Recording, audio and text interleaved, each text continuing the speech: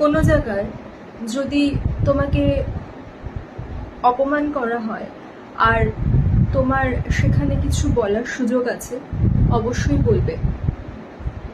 না বলে নিজের অপমান মুখ বুজে কখনোই সহ্য করবে না।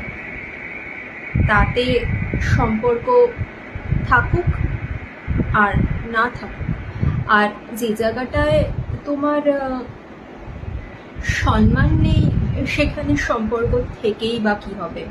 সেজন্য নিজের সম্মান বাঁচানোর জন্য নিজের অসম্মানটাকে প্রতিবাদ করা তোমার একটা নিজের প্রতি দায়িত্বের মধ্যে পড়ে। না, ঝগড়া করতে আমি বলছি না, তবে নিজের কথাটা বলা বা সেই ব্যক্তিটিকে নিজের জায়গাটা দেখিয়ে দেওয়া যে যে তোমাকে বিচার করছে সে নিজে কি, সেটা কিন্তু তোমার উচিত।